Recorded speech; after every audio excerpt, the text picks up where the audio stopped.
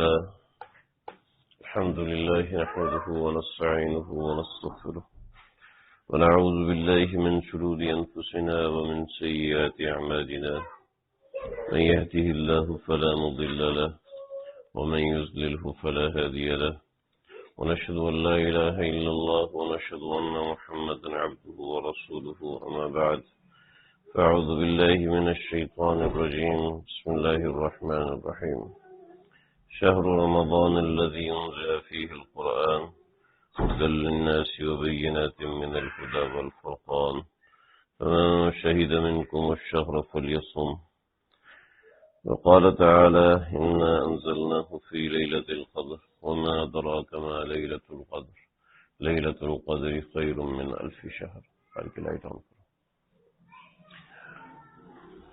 وقال تعالى يا أيها الذين آمنوا كتب عليكم الصيام كما كتب على الذين من قبلكم لعلكم تتقون أياما معدودات. وقال النبي صلى الله عليه وسلم قال الله جل وعلا الصوم لي وأنا أجزى به أو كما قال عليه الصلاة والسلام. انشاءاللہ رمضان المبارک کا مہینہ آنے والا ہے. اللہ سے دعا ہے اللہ تعالی ہم سب کو نصیب فرمائے. 11 مارچ رؤیت ہلال کمیٹی کے حساب سے جو اسٹیمیشن ہے کہ 11 مارچ کو یعنی 29 شعبان کو انشاءاللہ چاند نظر آ جائے گا. اور جو ہمارے بڑے حضرت مفتی فضل احمد صاحب انہوں نے یہ اطلاع بھی دی تھی کہ جیسے 28 یعنی 10 مارچ کو چاند نظر آنے کا امکان نہیں ہے کہ 2 بجے چاند کی ولادت ہے اور پاکستانی اعتبار سے 4 سے 5 گھنٹے کا جب چاند ہوگا تو مغرب ہو جائے گی اور سعودی عرب میں 7 سے 8 گھنٹے کا چاند ہوگا تو مغرب ہو جائے گی. اور چاند آنکھ سے نظر آنے کے لیے کم از کم 16 گھنٹے گزرنا ضروری ہے. تو اس لحاظ سے امید یہی ہے کہ ساری دنیا میں اکٹھا رمضان ہوگا اور امید یہی ہے کہ 11 مارچ یعنی 29 شعبان کو چاند نظر آ جائے گا. اور یہ سمجھ لیں کہ چاند کی رمضان کی آمد چاند کے دیکھنے پہ موقوف ہوتی ہے. اور رؤیت ہلال کے حوالے سے ہمارے معاشرے میں بڑی غلط فہمیاں پائی جاتی ہیں. میں انشاءاللہ رمضان میں اس حوالے سے بات کروں گا. رمضان میں ہمارا درس انشاءاللہ 2 بجے سے 3 بجے ہوگا اتوار کے دن. اس آسانی بھی ہوتی ہے اور آنا بھی بیٹھنا بھی جمنا بھی اور دین کی بات سننا فائدہ مند ہوتا ہے. تو رمضان میں ہماری ترتیب ہوگی انشاءاللہ ہم اس کے اندر ترتیب اپنی رکھیں گے. اللہ تعالیٰ نے ہر عمل کے اندر خاصیت رکھی ہے اور اس عمل کے فوائد بھی رکھے ہیں, اس عمل میں روحانیت بھی رکھی ہے. چنانچہ روزے کے اندر بھی من جانب اللہ بہت بڑی روحانیت ہوتی ہے. جو اس کو حاصل کرنا چاہے وہ حاصل کر سکتا ہے, لیکن وہ روحانیت ہم تلاش کریں گے تو ہمیں ملے گی. اللہ کے نبی نے فرمایا صرف بھوکا پیاسا رہنے کا نام روزہ نہیں ہے کہ رب صائم بہت سے روزے دار ایسے ہیں کہ ان کو سوائے بھوکا رہنے کے کچھ نہیں ملتا. رب قائم بہت سے قیام کرنے والے ایسے ہیں کہ جن کو محض تھکنے کے اور کچھ بھی نہیں ملتا. تو اللہ نہ کرے کہ ہم ایسے لوگوں میں سے شمار ہوں. اللہ نہ کرے کہ ہمارا ایسے رات کا قیام کرنے والوں میں ہم لوگ شامل ہوں. اس کے اندر بہت سی باتیں. اچھا یہ بات بچوں کو سمجھ میں نہیں آتی. میں چھوٹا تھا مولوی صاحب بہت بولتے تھے, ہمیں سمجھ ہی نہیں آتی, لیکن آپ بڑے ہوں گے تو انشاءاللہ سمجھ میں آ جائے گی. ٹھیک ہے, تو پریشان نہیں ہونا. دیکھو روزے کے اندر اللہ تعالی ہم کو ایک روحانی غذا دینا چاہتے ہیں. 4 صحابہ کرام نبی اکرم صلی اللہ علیہ وسلم سے ملنے آئے۔ آپ صلی اللہ علیہ وسلم گھر میں موجود نہیں تھے، تو وہ گھر کے باہر بیٹھ گئے اور آپس میں، یہ سعید کو چپ کراؤ کم از کم۔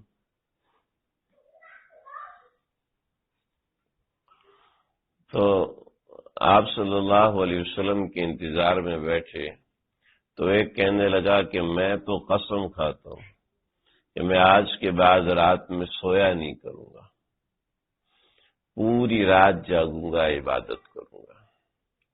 دوسرے نے کہا کہ میں قسم کھاتا ہوں کہ میں نکاح نہیں کروں گا، بغیر نکاح کے رہوں گا اور اللہ کی عبادت کروں گا، اللہ کی راہ میں نکلوں گا، اور یہ سب کچھ۔ ایک نے کہا کہ میں قسم کھاتا ہوں کہ میں زندگی بھر روزے رکھوں گا، روزہ نہیں چھوڑوں گا، مستقل روزہ رکھوں گا۔ نبی علیہ الصلوۃ والسلام تشریف لائے تو آپ کو بتایا گیا کہ آج جو حضرات صحابہ آئے تھے وہ بڑے جوشیلے تھے۔ وہ یہ کہہ رہے تھے کہ نبی اکرم صلی اللہ علیہ وسلم کا معاملہ تو اللہ کے ساتھ خاص ہے، اگر ہم نے اللہ کے نبی کے مقتدین میں شامل ہونا ہے، آپ کے متبعین میں شامل ہونا ہے، تو ہمیں کچھ چیزیں کرنی پڑیں گی۔ پھر ان میں سے ایک نے قسم کھائی کہ رات کو سویا نہیں کروں گا، پوری رات قیام کروں گا۔ ایک نے قسم کھائی کہ میں نکاح بھی نہیں کروں گا۔ ایک نے قسم کھائی کہ میں روزہ ہی رکھا کروں گا، روزے کے علاوہ میرا کوئی کام نہیں ہوگا۔ تو آپ صلی اللہ علیہ وسلم کا چہرہ سرخ ہو گیا۔ آپ صلی اللہ علیہ وسلم نے فرمایا میں جو روزہ رکھتا ہوں تو مجھے اللہ کی طرف سے رزق دیا جاتا ہے، میرا روزہ تمہارے روزے کے جیسا نہیں ہوتا۔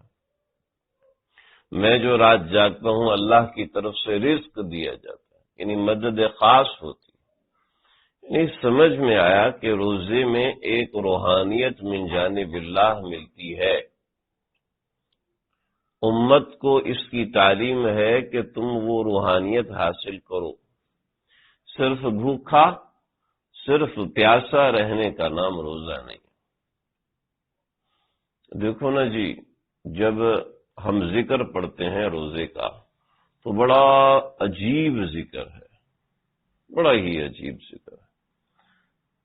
اللہ تعالیٰ نے سب سے پہلے انسانیت کا ذکر کیا، تو انسانیت کے اندر سے کافروں کو نکال دیا۔ اولئک کالانعام بل ہم اضل، یہ کفار مثل جانور کے ہیں بلکہ جانور سے بدتر ہے۔ بل ہم اضل سبیلا، کہ ان کا طریقہ بدترین طریقہ ہے۔ پھر ان کے ساتھ ذکر کیا ان الذین کفروا من اہل الکتاب والمشرکین فی نار جہنم خالدین فیہا اولئک ہم شر البریہ، وہ شر بریہ ہے، یعنی مخلوق میں سب سے زیادہ بدترین، مخلوق میں سب سے زیادہ برے۔ اور جب ہم نے کلمہ پڑھا لا الہ الا اللہ محمد الرسول، پڑھ لو یار، لا الہ الا اللہ محمد الرسول اللہ، لا الہ الا اللہ محمد الرسول، ہم نے اللہ کے نام کا کلمہ، اشہد ان لا الہ الا اللہ، گواہی دیتا ہوں اللہ کے علاوہ کوئی معبود نہیں، واشہد ان محمدا عبدہ ورسولہ، اور میں گواہی دیتا ہوں کہ اللہ کے رسول محمد عربی صلی اللہ علیہ وسلم اس کے بندے ہیں، اس کے رسول ہیں۔ یہ ہم نے گواہی دی۔ اس گواہی دینے کے بعد ان الذین آمنوا، جو ایمان لائے، وعملوا الصالحات، اور اچھے عمل کی کوشش بھی کی، اولئک ہم خیر البریہ، وہ بہترین لوگ ہوں گے۔ پھر جب ان کے اعمال کا ذکر ہے تو اعمال کو اللہ نے ذکر کیا، اس کا جزا بھی ذکر کیا۔ ان الصلاۃ تنہی عن الفحشاء والمنکر ولذکر اللہ اکبر، نماز تم کو برائی سے روکے گی، نماز تم کو فحاشی سے روکے گی، نماز تمہارے اندر فحاشی کے جذبے کو گرائے گی، نماز تمہارے اندر منکرات کے جذبے کو گرائے گی کہ تمہارا جی چاہتا ہے فلاں گناہ کرو تو نماز اس کو کم کرے گی، ٹھیک ہے۔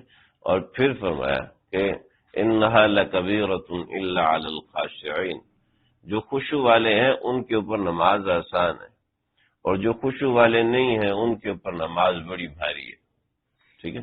وَإِذَا قَامُوا إِلَى الصَّلَاةِ قَامُوا كُسَالَىٰ يُرَاءُونَ النَّاسَ وَلَا يَذْكُرُونَ اللَّهَ إِلَّا قَلِيلًا مُذَبْذَبِينَ بَيْنَ ذَلِكَ لَا إِلَىٰ هَٰؤُلَاءِ وَلَا إِلَىٰ هَٰؤُلَاءِ، نہ ادھر نہ ادھر، جی۔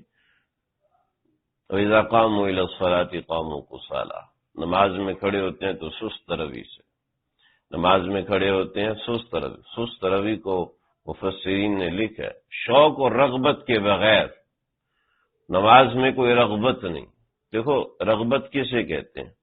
رغبت یہ چھوٹا سا بچہ حسن بیٹھا ہوا، اس کو بیٹا ارے بھائی بروسٹ بڑے مزے کا ہوتا ہے، کہتا بھائی وہ پتہ نہیں کیا ہوتا ہے، اس کو دکھا یہ ہوتا ہے کہ اتنا بڑا میرے منہ میں کیسے آئے گا، ٹھیک ہے۔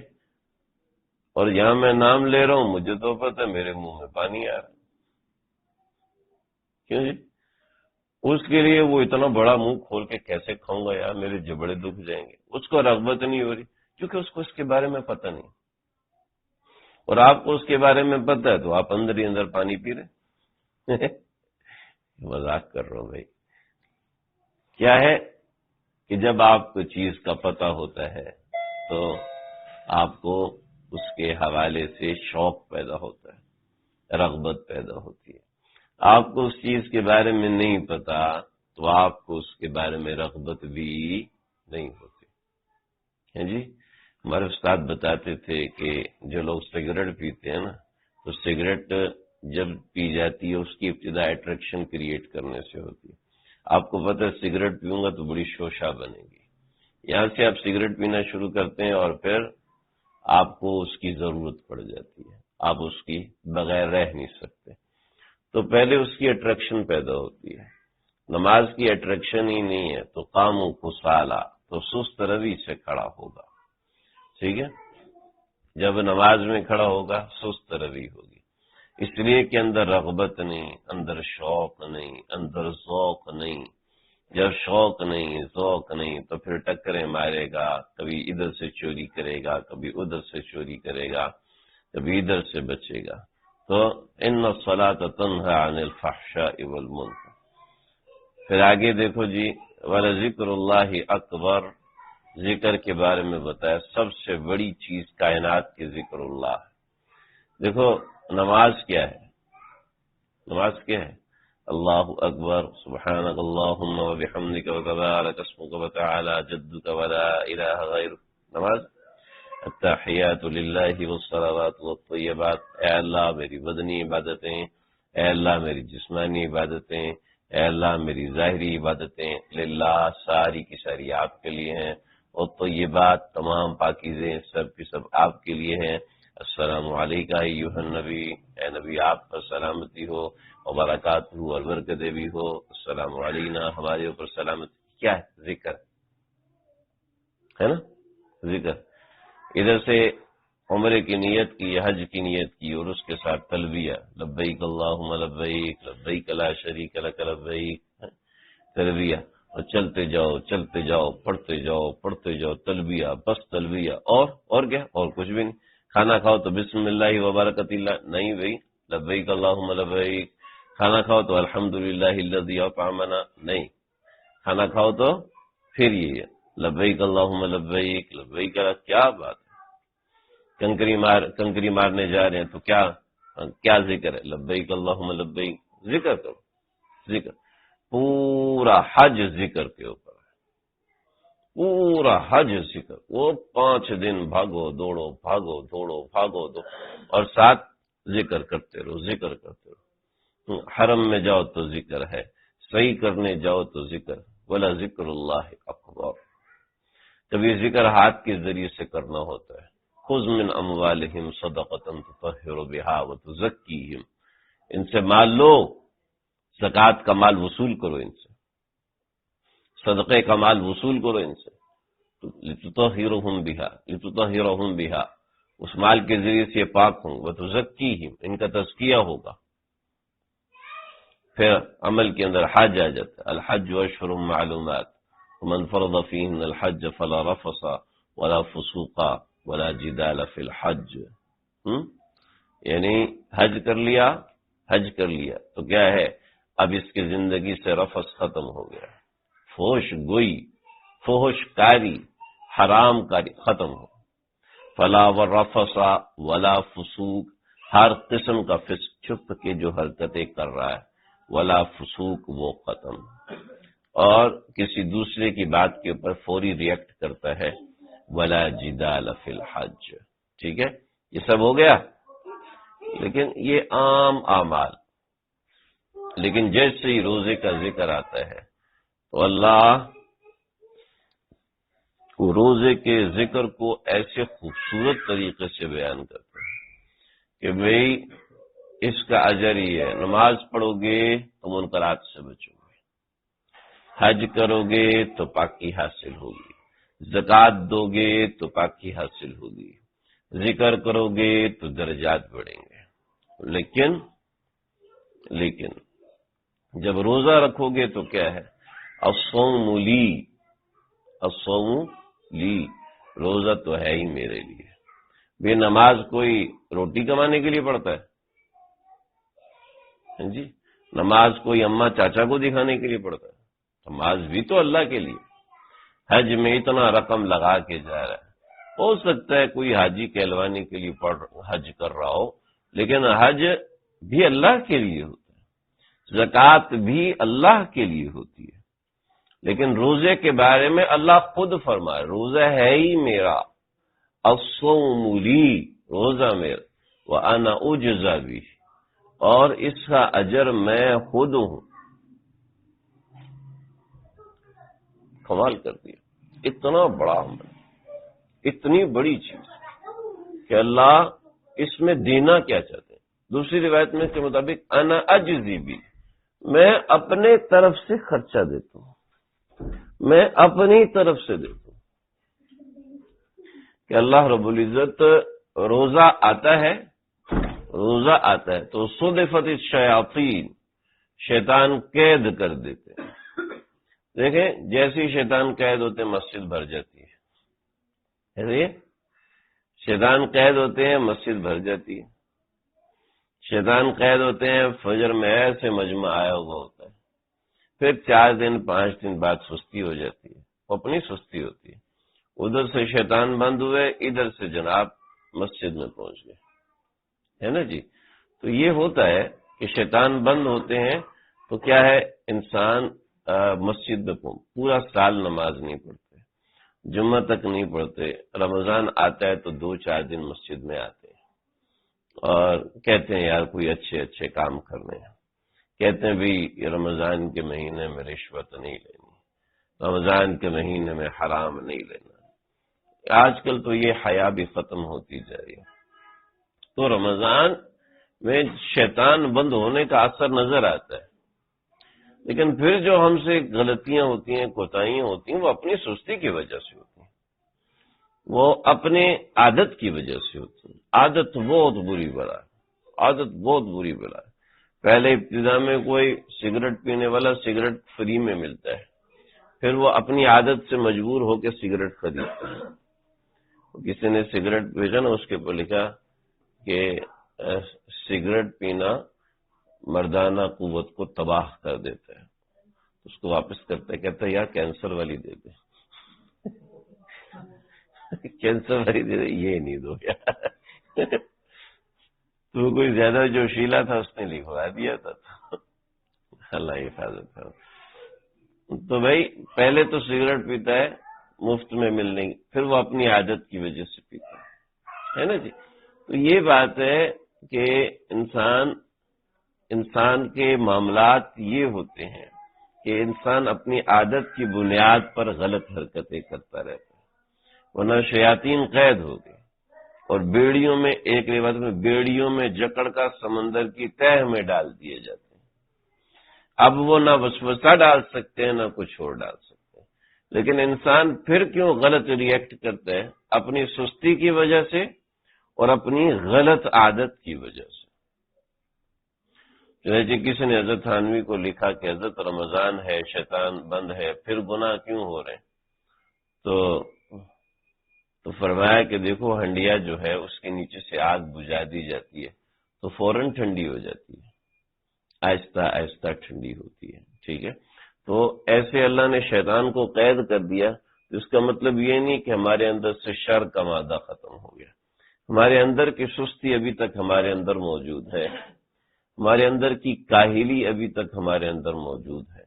اللہ کو کاہل بندہ بالکل پسند نہیں، کاہل بندہ اور جاہل بندہ، یہ دو بندے، جاہل کا مطلب یہ نہیں کہ میٹرک نہ کیا ہو، جاہل کا مطلب جہالت کرنے والا، ٹھیک ہے؟ جاہل کا مطلب یہ نہیں اسکول پڑھا ہوا نہیں ہے تو وہ جاہل ہے، جاہل کا مطلب یہ ہے کہ اس کو سمجھ نہیں، اس کو فہم نہیں، نہ اس نے سمجھ اور فہم حاصل کرنے کی کوشش کی۔ تو سمجھ لو بھائی کہ اللہ کو کاہل بندہ اور جاہل بندہ بالکل پسند نہیں۔ المؤمن قوی خیر من مؤمن ضعیف، جو قوی مومن ہے، جو ایکٹیو، ہر وقت ایکٹیو، ہر وقت تیار، ٹھیک ہے، ایسا بندہ اللہ کو پسند ہے، ایسا بندہ رسول اللہ صلی اللہ علیہ وسلم نے پسند فرمایا۔ نبی علیہ الصلوۃ والسلام نے رمضان میں کیا کچھ اعمال کیے، بڑے زبردست ہیں، بڑے مزے کی چیزیں ہیں، میں کوشش کروں گا اپنے وقت کے اندر سمجھاؤں آپ کو۔ تو دیکھو جی، رمضان کے اندر ہم نے اپنے آپ کو ذہنی طور پر تیار کرنا ہے، رمضان سے پہلے تیار کرنا ہے۔ یہ میں نے چارٹ تیار کیا ہوا ہے، اس چارٹ کے ذریعے سے آپ گھر میں مقابلہ کریں، ٹھیک ہے؟ درس کے بعد لے لیجئے گا، نیچے خواتین کتنی ہیں ان کو بھی دے دیں گے، اور اس کو فوٹو اسٹیٹ بھی کرائیں، اور جہاں آپ تقسیم کر سکتے ہیں وہاں تقسیم کریں، کہ اس چارٹ کو فل اپ کریں اور دیکھیں اپنی کارکردگی کو چیک کریں کہ رمضان میں نے کتنی نماز پڑھائی، رمضان میں نے کتنے نفل پڑھائے۔ وہ چیزیں میں نے رمضان مینجمنٹ کا پورا گروپ بنایا ہے، اس میں نے چیزیں بھیجی ہیں، ریکارڈنگ ہمارا کل کورس مکمل ہو گیا، اب دوبارہ سے وہ ہم دوبارہ کروائیں گے۔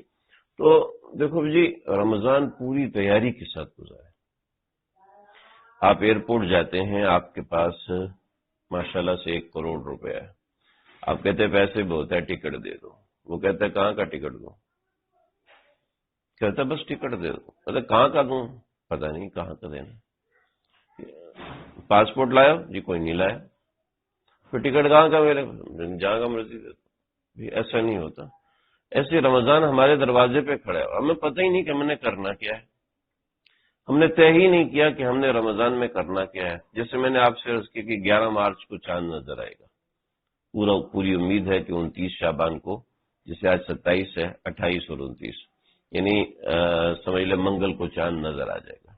جب منگل کو چاند نظر آ جائے گا تو ہم نے منگل کو آرام کرنا ہے اور پہلے دن سے تیاری کرنی ہے کہ رمضان آتے ہی اللہ کی رحمت کے دروازے ایسے کھلتے ہیں کہ جنت کے دروازے کھل گئے، جہنم کے دروازے بند ہو گئے، اللہ رب العزت آگ کے پہلے آسمان پہ تشریف فرما ہو جاتے ہیں۔ منادی کو کہتے ہیں اعلان کرو۔ کیا اعلان کرو؟ منادی اعلان کرتا ہے اے شر کے کرنے والے بس کر دے، اے خیر کے کرنے والے تم کو بے حد مبارک ہو کہ تم بہت بڑا کام کر رہے ہو، اے خیر کے یا باغی الخیر ابشر یا باغی الشر اقصر، اے خیر کے کرنے والے تجھے مبارک ہو، اپنی خیر کو بڑھائے جا، اپنی نیکیوں کو بڑھائے جا، یا باغی الشر اقصر، اور اے گناہ کے کاموں کو کرنے والے رک جا، اپنے کاموں کو روک دے، یہاں تک کہ رمضان کے ختم ہونے تک ہر لمحہ، ہر منٹ، ہر سیکنڈ اعلان ہوتا رہتا۔ جہنم کے دروازے پکے بند، جنت کے دروازے پکے کھل گئے۔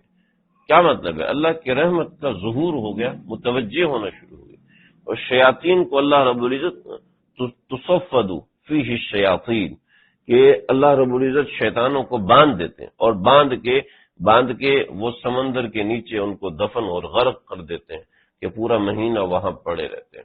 لیکن اس کے باوجود بھی اگر ہم کاہلی کا شکار ہیں، ہمیں پتہ ہی نہیں ہے کہ رمضان میں ہم نے کرنا کیا ہے، ہم جانتے ہی نہیں کہ رمضان میں عبادت بڑھانی کیسے ہے، ہمیں اس کا طریقہ نہیں آتا، ہم اس کی کوشش نہیں کرتے۔ جب ہم اس کا طریقہ نہیں آتا، ہم اس کی کوشش نہیں کرتے تو ہم آگے بھی نہیں بڑھ سکتے۔ تو بھائی دیکھو، آج یہاں سے عزم کرو، کیا سے ارادہ کرو۔ اللہ اکبر کبیرہ۔ حضرت یوسف علیہ السلام نے خواب دیکھا، یا ابت انی رأیت 11 کوکبا والشمس والقمر رأیتمونی لی ساجدین۔ ابا میں نے خواب دیکھا کہ میں رات کے وقت اٹھا ہوں، گھر سے باہر گیا، دیکھا کہ سورج بھی نکلا ہوا ہے، چاند بھی نکلا ہوا ہے، سورج بھی نکلا ہوا ہے، چاند بھی نکلا ہوا ہے، اور اس کے ساتھ 11 ستارے۔ آگے سورج ہے، اس کے پیچھے چاند ہے، اس کے پیچھے 11 ستارے لائن میں کھڑے ہوئے ہیں۔ جب میں ان کے سامنے آیا تو انہوں نے مجھے سجدہ کیا۔ میں بڑا حیران اور پریشان ہوا، مجھے سمجھ میں نہیں آئی کہ یہ کیا ہو گیا۔ حضرت یعقوب تو ماہر تھے، سمجھ گئے، کہنے لگے کہ اس کا مطلب ہے 11 اس کے بھائی ہیں، 10 دوسری سے اور 11واں بنیامین اور 12واں یہ خود ہے، تو 11 اس کے بھائی ہیں، سورج اس کا باپ ہے اور چاند اس کی ماں ہے، اور رأیتمونی لی ساجدین، یہ مجھے سجدہ کر۔ بھئی نیچے لے جاؤ اس کو، مجھے سجدہ کر رہے ہیں۔ اب یہ خواب دیکھا تو حضرت یعقوب کو لگ گئی فکر، کیونکہ حضرت یعقوب جانتے ہیں کوئی بھی بندہ جب بڑا بنتا ہے تو اس کو آزمائشوں سے گزرنا پڑتا ہے۔ جب آپ بڑے انسان بنتے ہو تو ابا کے کندھوں پہ نہیں بن سکتے، اماں کے کندھوں پہ نہیں بن سکتے۔ اگر آپ کو بڑا بننا ہے تو آپ کو ہواؤں کے تھپیڑے سہنے پڑیں گے۔ آپ کو بڑا بننا ہے تو آپ کو زمانے کی تلخیاں اپنی آنکھوں سے دیکھنی پڑیں گی، زمانے کی بدلی ہوئی نظریں اور زمانہ کے بدلے ہوئے رت، آپ کو کڑوے سچ، کڑوے جھوٹ سہنے پڑیں گے، بڑے بڑے الزامات اپنے کندھوں پہ اٹھانے پڑیں گے، جب آپ جا کے بڑے بنیں گے، ورنہ آپ چھوٹے رہیں گے اور کرسی کا پایا بن کے رہیں گے، بس اس کے علاوہ کوئی آپ کی حالت اور حیثیت نہیں۔ حضرت یعقوب تو جانتے تھے، جب دیکھ رہے ہیں کہ چاند اور سورج جس کے سامنے سجدہ ریز ہیں تو ڈر گئے۔ باپ تو باپ ہوتا ہے، فکر ہو یا اللہ اب بنے گا کیا میرے بچے، تو ہر وقت سینے سے لگا کے رکھتے، جانے نہیں دیتے۔ تو بیٹے آگے، اور بیٹوں نے کہا کہ ابا چاہے کچھ بھی کریں کہ ہم نے دیکھا کہ آپ یوسف کا بھروسہ ہمارے اوپر نہیں کرتے، آپ یوسف کو ہمارے ساتھ بھیجیں۔ تو کہا کہ مجھے ڈر لگتا ہے کہ انی اخاف ان یاکلہ الذئب، اس کو بھیڑیا کھا جائے گا۔ لیکن کیا ہوا، وہ لے کر گئے اور انہوں نے حضرت یوسف کو کنویں میں گرایا۔ مصر سے ایک قافلہ شام سے چلا تھا، مصر جا رہا تھا، اللہ نے ان کو راستہ بھٹکایا، وہ راستہ بھٹکے ہیں، کنعان کے راستے سے آئے، دیکھا کہ کنواں ہے، اندر ڈول ڈالا، فأدلى دلوا، جب ڈول ڈالا اور نکالا تو قال یا بشرا ھذا غلام، وہ یہ تو اتنا خوبصورت بچہ ہے، فأسروه بضاعة، اپنے کپڑوں میں چھپا لیا، کسی نے دیکھ لیا تو خیر نہیں، ٹھیک ہے۔ بچے کو اٹھایا اور لے کے چلے گئے، اور اوپر سے بھائی پہنچ گئے، کہتے کون ہو جی؟ یہ تو ہمارا بھائی ہے، لے کے جا رہے ہو؟ ہاں جی لے کے، مجھے کنویں سے میرا کہا لے جاؤ، پیسے ہمیں دو۔ وشروه بثمن بخس دراهم معدودہ، کھوٹے سکے لیے اور حضرت یوسف کا حوالے کیا۔ میں آپ کو کیا بتا رہا ہوں کہ یہاں سے چلے اور مصر پہنچے، مصر میں پہنچے ہیں تو حضرت یوسف کا حسن شباب پہنچا، لوگوں نے دیکھا، لوگ مال لے کے آئے، عزیز مصر جو وزیر خزانہ تھا اس نے خریدا، اور اس قصے کو 40 سال اور 40 کے بعد 7 سال اور 7 سال کے بعد حضرت یوسف برا جمع ہوئے، اور بادشاہ نے بلایا کہ کیا بننا چاہتے ہو؟ کہا اجعلنی علی خزائن الارض، مجھے وزیر خزانہ بنائیے، مجھے وزیر خزانہ بنائیے۔ دیکھیے، اپنے والد سے چھڑوا دیا، اپنے گھر سے نکلوا دیا، کنویں میں ڈلوایا، کنویں سے نکل کر غلام، آزاد انسان کو غلام، آزاد انسان کسی کے گھر کا نوکر بن کے رہنا اس کو شرم آتی ہے. غلام کا درجہ تو اس سے نیچے ہے. آزادی سے غلام، پھر غلام سے گناہ کی وہ، اور عزیز مصر کے گھر میں پھر وہاں سے گناہ کی دعوت ہو سکتی. لیکن باپ سے، پیغمبر کے پاس سے چھڑوا کے ایک معیشت دان کے گھر میں ڈلوایا کہ ان سے معیشت کا کام لینا تھا. سمجھ رہے؟ پیغمبر کے گھر سے نکلوا دیا اور ایک اکانومسٹ کے گھر میں ڈلوایا. سمجھ رہے؟ اگر مولوی صاحب کا بیٹا اکنامکس پڑھے تو لوگ کہتے ہیں دنیا کی طلب ہے ان کو، اللہ ان کے دل میں نہیں رہتے. صحیح؟ پیغمبر کے گھر سے نکلوایا، اکانومسٹ کے گھر میں بھیجا. وجہ یہ کہ ہمارے معاشرے میں بدگمانیاں، جس کے بارے میں آپ جو مرضی بولو، آپ جو مرضی بولو، آپ کے شاگرد آپ کو کہا جی جی حضرت آپ جھوٹ بول ہی نہیں سکتے، آپ تو غلط کر ہی نہیں سکتے، آپ تو فرشتوں کے ساتھ پلے ہوئے، آپ کے جھولے کو فرشتے ہلایا کرتے تھے، آپ ہیں. شیخ صاحب بھی کہتے ہیں ارے تمہیں کیا پتا مجھے کون کون سی چیزیں ملتی ہیں، یعنی یہ اس کا دل چاہتا ہے مرید کے تمہارا جھولا خود اللہ ہلاتے تھے. استغفر اللہ. کوئی دو چار لوگ نیچے بیٹھ کے عقیدت سے دیکھتے تو ہمارے اندر بہت زیادہ ہوا بھر جاتی ہے. اللہ معاف فرمائے. تو بدگمانیوں نے ہمارے معاشرے کو تباہ کیا ہے. میں تو اس زہر کے ٹیکے دیکھ دیکھ کے پریشان ہو چکا ہوں، تو مجھے پتا ہے. تو بھائی کیا ہے کہ حضرت یوسف علیہ السلام کو اس لیے کہ ان کو اکانومسٹ بنانا تھا. صحیح؟ ایک پیغمبر کو معیشت چلوا کے دکھانا تھا دنیا کو کہ یہ بھی انسانیت کی خدمت کا ایک طریقہ ہے. میں اس طرف بات نہیں کرنا چاہتا. میں جو بات کرنا چاہتا ہوں کہ آپ اپنے بچے کو جو بنانا چاہتے ہیں اس کا ماحول گھر میں بنائیں. سمجھ رہے؟ یہ سارا قصہ سنانے کے پیچھے مقصد یہ ہے، وہ ماحول گھر میں بنائیں. حضرت یوسف کو وزیر خزانہ بنانا تھا، ان کو وزیر خزانہ کے گھر میں رکھا. آپ چاہتے ہیں کہ آپ کا بچہ نیکی میں آگے بڑھے، آپ گھر میں نیکی کا ماحول نہ بنائیں تو کیسے بنے گا؟ جی، آپ کے گھر میں نیکی کا ماحول ہونا چاہیے. آپ چاہتے ہیں رمضان میں آپ بھی عبادات کریں، آپ کے بچے بھی عبادات کریں، ٹھیک ہے؟ تو آپ اپنے گھر میں تعلیم کریں، اس تعلیم کو لازم کریں.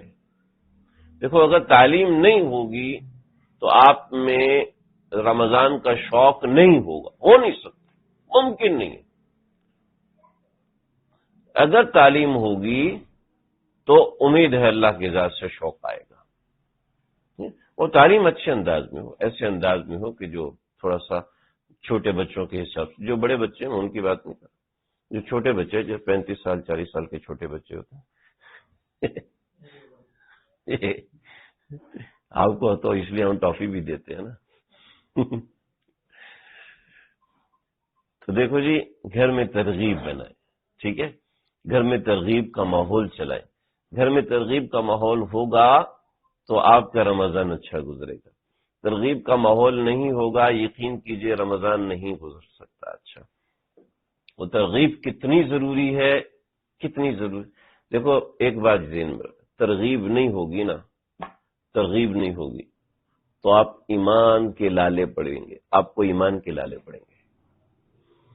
آپ کو ترغیب نہیں ہوگی تو آپ کو ڈرنا چاہیے کہ کہیں آپ کے ایمان میں کی خیر، آپ کے ایمان کی خیر نہیں. دیکھو جی، ہماری نمازیں خراب ہوتی ہیں، وجہ اس کی ہے کہ ہمیں نماز کی ترغیب نہیں ہوتی. ہم زکوٰۃ بس ایک فریضہ سمجھ کے دیتے ہیں، لیکن دے کے جو خوشی ہونی چاہیے وہ نہیں ہوتی، اس لیے کہ اندر وہ ترغیب کی چیز نہیں ہوتی. تو ترغیبات ضروری ہے، ترغیبات کے بغیر معاملات نہیں آگے بڑھتے. رمضان اچھا گزارنا ہے، ترغیب ضروری ہے. اور ترغیب اتنی ضروری ہے کہ مجھے بتا سکتے ہیں قرآن مجید کی کتنی آیات ہیں؟ کتنی ہیں؟ بچوں کو تو پتا ہوتا ہے نا، ہمیں تو نہیں پتا ہوتا، بڑوں کو نہیں پتا ہوتا. کتنی آیات ہیں؟ مشہور ہے نا 6666. ٹھیک ہے، مشہور 6666 جو ہے یہ ٹھیک نہیں ہے، 6288 کر کے کچھ اتنی آیات ہیں.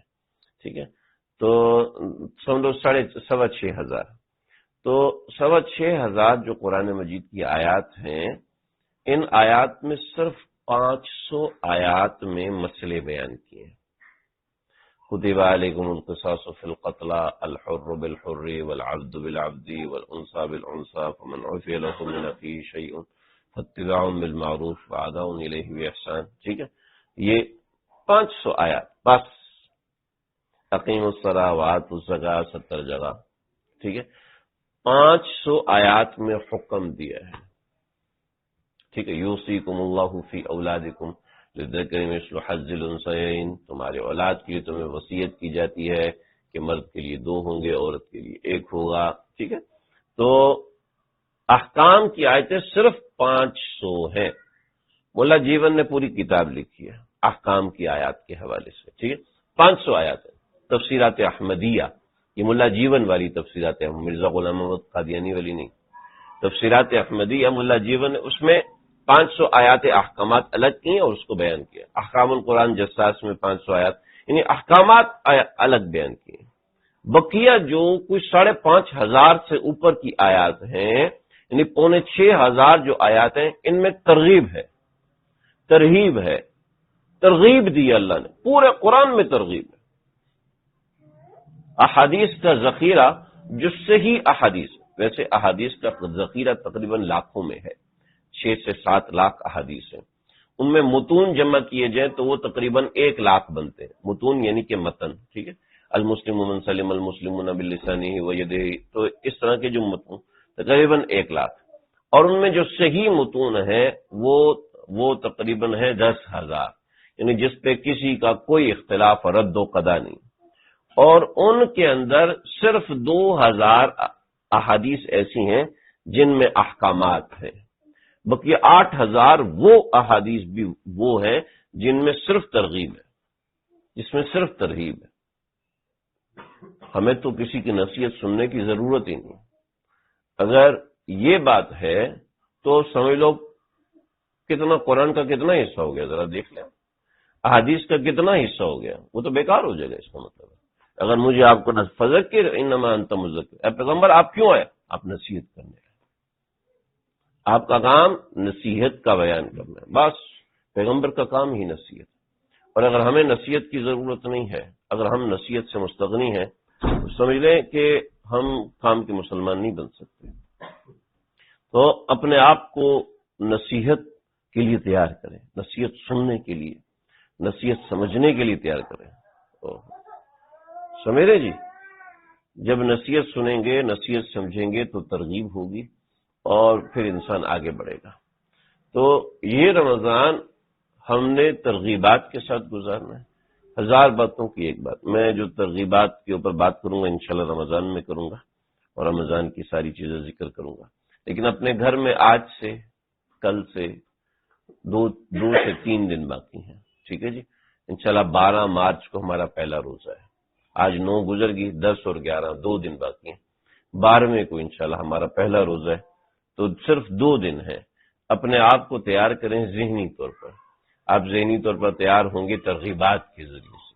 مسائل ہے، مسائل کا زیادہ مسئلہ نہیں ہوتا، آپ کو پتہ ہو کہ روزہ رکھنے سے کیا روحانیت حاصل ہوتی ہے، روزہ رکھنے سے کیا نورانیت حاصل ہوتی ہے۔ آپ جب خود پڑھیں گے اس کا اثر اور ہوگا، آپ جب سنیں گے تو اس کا اثر اور ہوگا۔ کوشش کریں کہ دونوں قسم کے اثرات وصول کریں، کہ اس رمضان کے اندر کچھ ایسے معاملات کرنے ہیں کہ یہ رمضان پچھلے رمضان سے کچھ بہتر گزرے، سمجھ رہے ہیں؟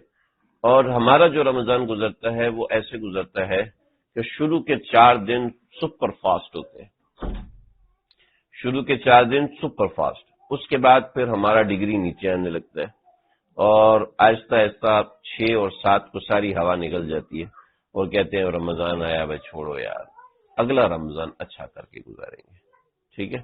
اور روزہ مصیبت معلوم ہونا شروع ہو جاتا ہے، تراویح کٹھن لگنے لگتی ہے، تراویح مصیبت معلوم ہونے لگتی ہے، تو تراویح پڑھتے ہی نہیں ہے۔ ایک بڑا طبقہ ہے جو تراویح پڑھتا نہیں ہے، تراویح میں شوق و رغبت نہیں رکھتا ہے، کیا مصیبت ہے اتنی لمبی لمبی، وہ 8 ہی صحیح تھی، وہ 8 والی کہانی صحیح ہے۔ تو امت، آپ کو مزے کی بات بتاؤں، اہل مکہ 40 تراویح، اہل مکہ 20 تراویح پڑھتے تھے، اہل مدینہ بھی 20 تراویح پڑھتے تھے، کیونکہ نبی علیہ الصلوۃ والسلام نے ایک رات تراویح کے لیے تشریف لائے تو 3 روایات ہیں۔ ایک روایت کے مطابق 43 رکعت آپ نے ادا فرمائی، 2 روایت کے مطابق 23 رکعت آپ نے ادا فرمائی، یعنی 20 تراویح اور 3 وتر، ٹھیک ہے، لیکن اگرچہ دونوں ضعیف ہیں۔ تو حضرت عمر فاروق رضی اللہ عنہ نے صحابہ کرام کو 20 پر اکٹھا کیا، اور 20 کی جو روایت ہے وہ بالکل صحیح ہے حضرت عمر کے اکٹھا کرنے کے بارے میں، اور ان میں ایک صحابی کو حکم دیا کہ 8 تم پڑھاؤ گے، ابئی آگے 12 پڑھائے گا، ٹھیک ہے۔ تو اس سے بعد میں سمجھے بھی 8 کا ہی حکم ہے، تو حالانکہ جو 8 کا جو حکم جن حضرات نے لیا ہے وہ تہجد کا لیا۔ خیر ہم اس میں نہیں جاتے، ایسے اس طرح کی ابحاث ہے، جس نے ماننا ہے مانے، جس نے نہیں ماننا تو ہم کیا کر سکتے ہیں، کسی کو کیا سمجھا سکتے ہیں۔ تو جس نے ماننا ہے ٹھیک ہے جی۔ تو اس وقت سے امت کا متداول عمل 20 رکعت ہے، لیکن درمیان میں کیا ہوا؟ درمیان میں اہل مدینہ نے 40 تراویح کر دی، 40 تراویح۔ وہ کیسے کر دی وہ آپ کو بتاتا ہوں۔ ان کو پتا چلا کہ اہل مکہ 4 تراویح پڑھتے ہیں اور پھر طواف کرتے ہیں، 7 چکر لگاتے ہیں، 7 چکر لگا کے واجب الطواف پڑھتے ہیں، اور واجب الطواف کے بعد پھر تراویح شروع کرتے ہیں، پھر 4 پڑھتے ہیں، ترویہ مکمل ہوا۔ یہ اس کو تراویح کو تراویح نہیں کہتے تھے، رمضان کی نماز کہتے تھے، قوموا اللیل رات، لیکن چونکہ وہ 4 کا ترویہ کرتے تھے، 4 کا سیٹ بناتے تھے، 4 کے سیٹ کو ترویہ کہتے ہیں، تو اس کو تراویح کہنا شروع کر دیا گیا۔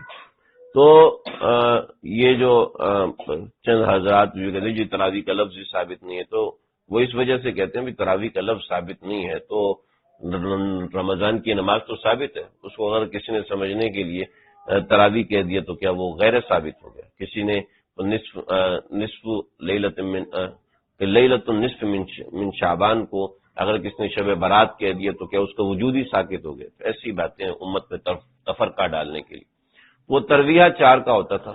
تو انہوں نے کہا یار یہ کیا طریقہ ہے، یہ لوگ طواف کرتے ہیں اس طواف کی 2، اور جو واجب الطواف پڑھتے ہیں اس طواف کی 2، تو ہم 4 اکٹھی پڑھیں گے، اس کے بعد بیٹھ جائیں گے، اور اس کے بعد ہم جو ہے 4 نفل الگ سے پڑھیں گے، اس کے بعد پھر 4 رکعت کھڑے ہو کے پڑھیں گے جماعت کے ساتھ، پھر تھوڑی دیر بیٹھیں گے۔ چنانچہ 70-80 کی دہائی تک یہی ہوتا تھا کہ رمضان میں لوگ تراویح شروع کرتے تھے، رات 1 بجے ختم ہوتی تھی تراویح، اور وہ ایسے ہی ہوتی تھی کہ 4 رکعت نماز پڑھی، 4 رکعت نماز پڑھنے کے بعد حافظ صاحب لیٹ گیا آرام سے، او مزے کر رہے ہیں، کوئی کتاب پڑھ رہا ہے، کوئی قرآن مجید دیکھ رہا ہے، کوئی چائے پی رہا ہے، کوئی مونگ پھلی کھا رہا ہے، اس طریقے سے بیٹھے رہتے تھے۔ پھر جناب 15-20 منٹ آرام کرنے کے بعد پھر کھڑے ہوتے تھے اور پھر 2 رکعت کر کے پڑھتے تھے۔ وہ آج ہماری تعلیم اس طرح تراویح نہیں ہوتی تھی، ٹھیک ہے۔ آج بھی عرب میں قرآن اس طرح پڑھنے کو قرآن کی توہین سمجھتے ہیں، وہ ایسے پڑھے تو اس کو اٹھا کے مارتے ہیں۔ تو یہ سسٹم ہوتا ہے میں نے عرب میں نماز پڑھائی تو مجھے عرب ملے، کہتے ہیں شیخ تھوڑی سی اور راستہ پڑھاتے تو مزہ آتا، ٹھیک ہے۔ یہاں مودی صاحب آپ کو پیچھے نماز پڑھنے کا بڑا مزہ ہے، آپ تیز پڑھتے ہیں نا بندہ بور نہیں ہوتا۔ ٹھیک ہے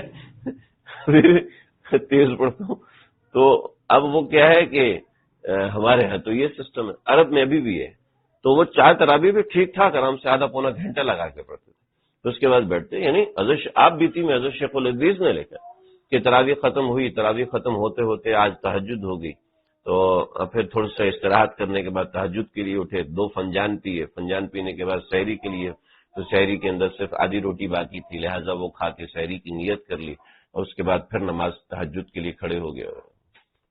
یہ حضرت معمول آپ بیتی میں دیکھیں حضرت نے لکھا۔ یہ تو ہم لوگوں نے گند مارا ہے، یہ ہمارے طبقے نے گند مارا ہے، تراویح اسپیڈ میں 1 to 5 کی اسپیڈ سے تراویح پڑھتے ہیں ہم لوگ، اللہ ہم سب کی حفاظت فرمائے۔ ہم تو ہنس رہے ہیں لیکن حقیقت بات بتاؤں کہ یہ اسی وجہ سے ہمیں تراویح میں مزہ نہیں آتا۔ ہم کہتے ہیں یار 3 دن میں ختم کرو، اس کے بعد گھر میں پڑھ لیا کریں گے، کیونکہ شوق و رغبت نہیں ہے تو لوگ ان چیزوں کی طرف جا رہے ہیں۔ شوق و رغبت ہوتا ہے تو پھر یعنی انسان کے معیار میں اضافہ ہوتا ہے، انسان کی کوشش میں اضافہ ہوتا ہے۔ تو میں بات کرتے کرتے بہت آگے کی طرف نکل گیا۔ تو اہل مدینہ اس طریقے سے 40 تراویح پڑھتے تھے، اور امام مالک کے زمانے میں پڑھتے تھے۔ پھر آگے چل کے پھر یہ تھوڑا سا وہ ہوا، اہل مکہ نے کہا کہ نہیں بھئی طواف جو ہے، طواف کے لیے جگہ کم ہوتی ہے، اس لیے ہم تراویح مکمل کرنے کے بعد ہی طواف کریں گے، ایک طواف کریں گے۔ تو اہل مدینہ نے کہا جب وہ نہیں کرتے تو پھر ہم بھی نہیں کرتے۔ تو 20 تراویح آج تک متداول رہی ہے، اور 20 تراویح ہی پڑھنی ہے۔ یہ 20 تراویح نہیں پڑھیں گے تو کیا ہوگا؟ گناہ ہوگا جی۔ اور آپ کو پوچھنے کی بھی کیا ضرورت ہے کیا ہوگا؟ اگر آپ نے نہیں پڑھنی تو پھر کیا پوچھ رہے ہیں؟ پڑھنی ہے تو ہمت کرو جی، کوشش کرو کہ زبردستی کچھ پڑھ جی۔ وہ اس طرح کے اشکال اعتراض کر کے امت کے اندر سے جو تراویح کی روح ہے نا وہ ساری ختم ہو جاتی ہے۔ جب ایک عام آدمی کے سامنے اشکال اعتراض تو عام آدمی تو ویسے ہی بھاگتا ہے، کہتا ہے بھائی جب مولوی آپس میں لڑ رہے ہیں چلو ٹھیک ہے، اس کا مطلب کوئی نہ کوئی گنجائش ہوگی، ان کے پیچھے جنت میں چلیں گے، اس کے پیچھے نہیں جاتا، یہ بڑا لمبا کھڑا کرتا ہے، ہمارے پاس ٹائم ہی نہیں ہے چلو۔ تو اس طرح کے اشکال اعتراض عوام الناس میں نہیں کرنے چاہیے۔ لیکن چونکہ آج کل ہمارا طبقہ لبرل قسم کے ان لوگوں کو سننے کا شوقین ہے، جو دین میں اپنی مرضی کی تعویلات اور کہانیاں گڑھتے ہیں، دوسروں کو گالیاں دیتے ہیں، برا بھلا کہتے ہیں، دین کا حلیہ بگاڑتے ہیں۔ یہودیوں کی سازش ہے، وہ دین کا حلیہ بگاڑیں گے کسی بھی طریقے سے، اور ہمارا نوجوان طبقہ تو مرچ مسالہ پسند کرتا ہے، لہذا وہ انہیں کی بات سنتا ہے، انہیں کے پیچھے چلتا ہے۔ تو ظاہر بات ہے ایسوں کو سمجھانے کا مطلب نہیں کہ وہ صرف نفس پرستی ہے، لیکن رمضان آتا ہے روحانیت حاصل کرنے کے لیے۔ صرف اتنا سمجھ لو، اس بحث و تمہیس میں پڑھنے سے کوئی روحانیت حاصل نہیں ہوتی۔ تو اپنے آپ کو عبادت کے لیے تیار کرنا ہے۔ 2 دن باقی ہیں، 2 دن میں کیا تیار کریں گے سوائے اس کے کہ ہم ترغیب چلائیں، ترغیب پیدا کریں، اور ترغیب ہوگی فضائل اعمال آپ کے گھر میں رکھی ہے، ہر ایک کے گھر میں ہے، اس میں سے کوئی 1-2 حدیث رمضان کے حوالے سے پڑھیں گھر کے اندر، وہ بس تھوڑی سی ترغیب ہو، انشاءاللہ معاملات سیٹ ہو جائیں گے۔ اللہ مجھے، اللہ آپ کو، اللہ ہم سب کو سمجھنے کے عمل کرنے کی توفیق عطا فرمائے۔ وآخر دعوانا الحمدللہ رب العالمین۔ رمضان میں ہماری یہ مجلس ہوگی انشاءاللہ اتوار کے دن 2 بجے سے لے کے 3 بجے تک انشاءاللہ، ٹھیک ہے؟ اس سے زیادہ میں کوشش کروں گا وقت نہ لوں، اور رمضان میں اسی حوالے سے، رمضان کے موضوع کے حوالے سے ہم بات کریں گے، ترغیبات اور اس حوالے سے انشاءاللہ۔ اللہ تعالیٰ سمجھنے کی توفیق